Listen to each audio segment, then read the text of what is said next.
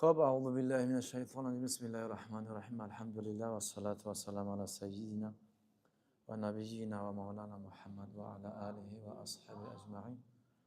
اما بعد السلام علیکم و رحمت الله و برکاته. برادران و بینندگان عزیز مهربان، خب انشاءالله درسی حدیث نهم از 40 حدیث امام نووی رحمت الله انشاءالله ادامه میدیم. حرکت نشما انشاءالله در سری کراس پرگول نکنید، حرکت بیاین، علم دست کم نگیرین.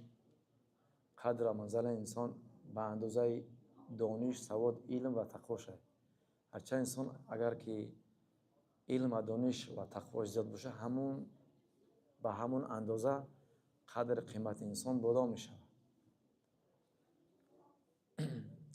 اگر نظر بکنی زمان صحابه پیغمبر و تابعین و تبع تابعین برای یک حدیث سفر می برآمدند. چخیل که امروز ما مهاجرت هجرت میکنیم به خاطر رزق روزی، از تاجیکستان، از ازبکستان، از دیگر گوشه کنار حرکت میکنیم، هر طرف گوشه کنار مهاجرت میکنیم دنبال رزق. عالمای امت هم خیلی هجرت میکنن به خاطر یک حدیث.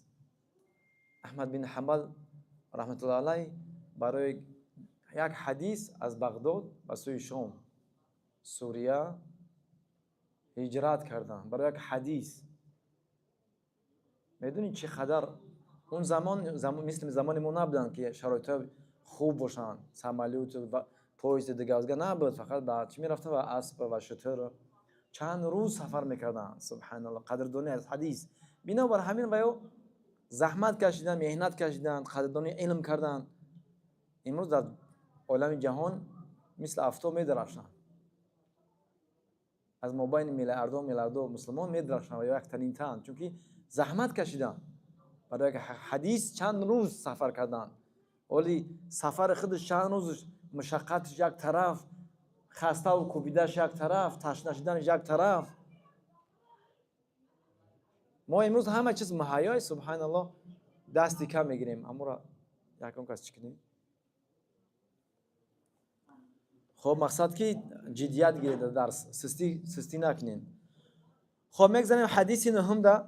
الحديث التاسع حديث نهم عن أبي هريرة عبد الرحمن بن صخر رضي الله تعالى عنه قال سمعت رسول الله صلى الله عليه وسلم يقول ما نهيتكم عنه فاجتنبوه وما أمرتكم به فأتوا منه ما استطعتم فإنما أهلك الذين من قبلكم كثرة مسائلهم واختلافهم على أنبيائهم رواه البخاري والمسلم.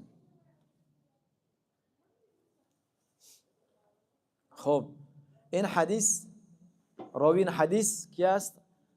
ابو هریره رضی الله تعالی عنه می باشد که در درس گذشته کمی اشاره کرده بودیم بر این صحابه بزرگوار در تاریخش.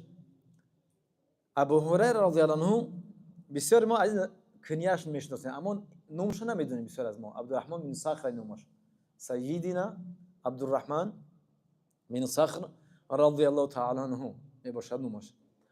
این ابو هریره رضی الله عنه عبدالشم نام داشتن. بعد پیغمبر صلی الله علیه و عبدالرحمن نامش گذاشتن، لقبش دیگه بود، کنیاش دیگه بود. بعد پیغمبر صلی الله علیه و ابو هریره کنیاش گذاشتن، چون که پیشک بسیار دوست می‌داشت، الفت داشت، خودش میگرفتش، مثلا مهر محبت که گربه با پوشک داشت. بنابر همین ابو هریره پدر هریره مثلا پوشکش نام گذاشتن، میبخشید کنیا گذاشتنش. بنابر همین سیدنا ابو هریره رضی الله عنه انا لقب شدن.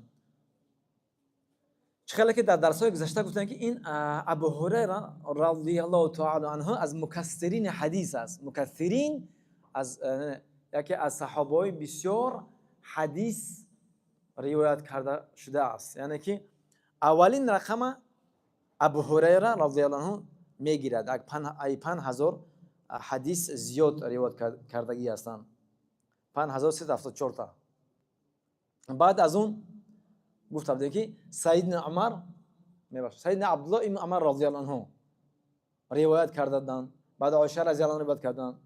یعنی یک مؤلف اصحاب میگن شون یا اینا از دیگر صحابه کرام رضی الله عنهم اجمعین اینها زیادتر از 1000 تا حدیث زیاد روایت کرده بودند. یعنی عبدالله ابن عمر رضی الله عنه 2230 تا روایت کرده بودند. سیدنا انس بن مالک رضی الله عنه 10286 تا حدیث روایت کرده بودند. مادرمون عایشه رضی الله عنها 10210 تا حدیث روایت کرده بودند. انا سیدنا عبدالله ابن عباس رضی الله عنه 1260 تا حدیث روایت کرده بودند. سیدنا جابر بن عبدالله رضی الله عنه 1540 حدیث روایت کرده بودند. سیدنا ابو سعید خدری یعنی سعید بن مالک رضی الله عنه انا 1170 حدیث روایت کرده پیغمبر خدا سلام. دیگر صحابه پیغمبر خدا سلام کمتر از 1000 حدیث روایت کرده. یعنی اینها از مکثرین حدیث هستند که حدیث‌های بسیار از پیغمبر خدا صلی الله علیه و سلم روایت کرده بودند.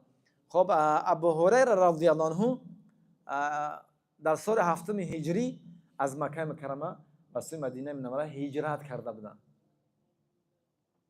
این بعضی معارخی میگن مثلا در سال 7 اسلام آوردن، بعضی میگن مشخص نیست که کی مثلا که با انیق کی اسلام قبول کرده مشخص نیست، نه که بسیار